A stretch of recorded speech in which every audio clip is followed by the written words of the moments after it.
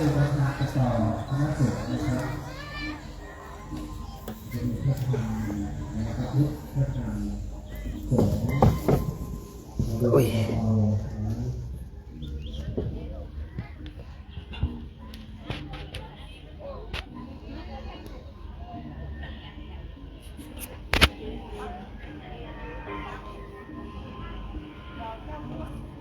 ส่วนประชาชนที่เหลือนะครับที่ไม่ได้ถือเครื่องสักการะก็เดินต่อจากพระพุทธรูปดอกไม้นะครับต่อจากพระสงฆ์ขณะนี้เป็นกระบวนแห่พระพุทธรูปดอกไม้จากวัดฝายหินขึ้นไปวัดผาลาด พระพุทธรูปดอกไม้เครื่องสักการะศักดิ์สิทธิ์มีพระพุทธพระธรรมคำสอนพระบรมสารีริกธาตุครับ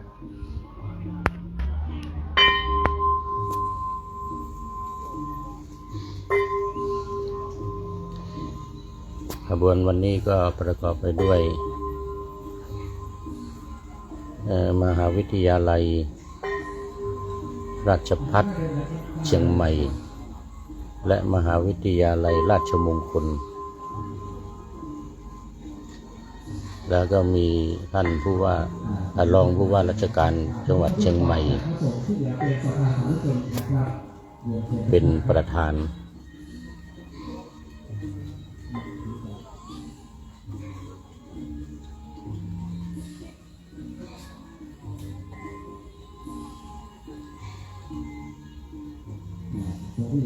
ในทุกท่านต่อท้ายกระบวนของพระเจ้าดอกไม้เลยนะครับ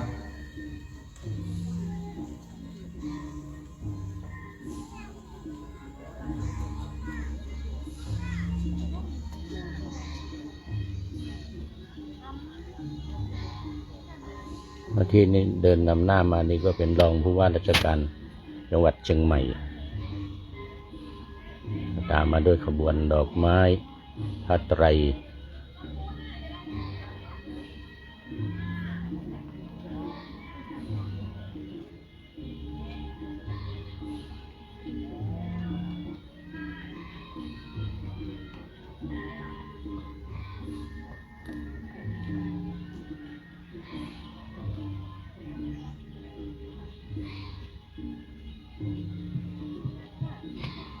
ที่นำหน้ามานี้ก็เป็นท่านอาจารย์พระครูธีระสุตพจน์เจ้าอาวาสวัดผาลาดตามด้วยพระสงฆ์สามเณรวัดผาลาดและวัดฝายหินอันนี้คือพระพุทธรูปดอกไม้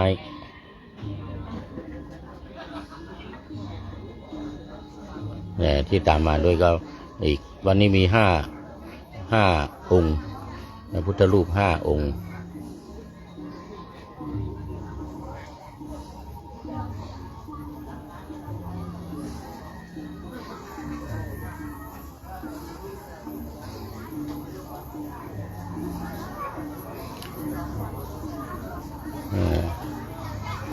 เนื่องจากว่า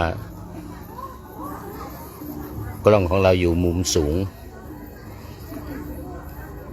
ก็ยังไม่ได้เห็นหน้าของผู้เดินขบวนชัดนี่ไงหน้าขึ้นมานี่เห็นชัดหน่อย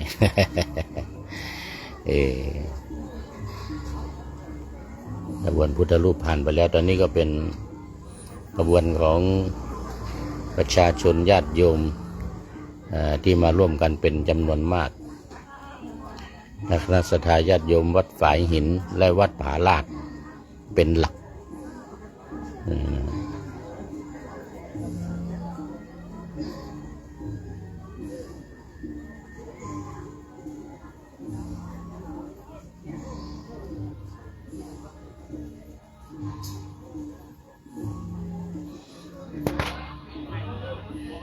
ก็ผ่านไปเรียบร้อย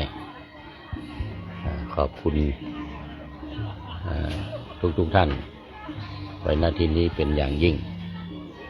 ขอเจริญพร